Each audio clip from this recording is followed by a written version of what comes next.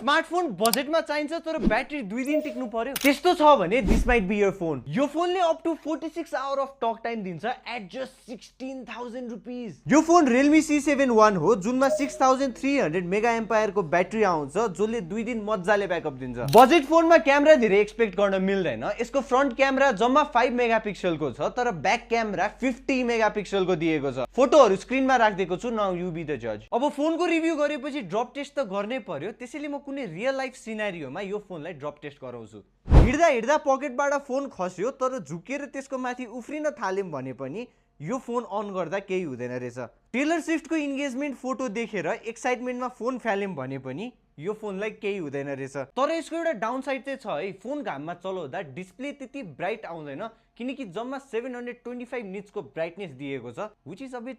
bad यो फोनको price मैले यहाँ माथि राखिदिएको छु यसमा टेम्पर ग्लास कभर चार्जर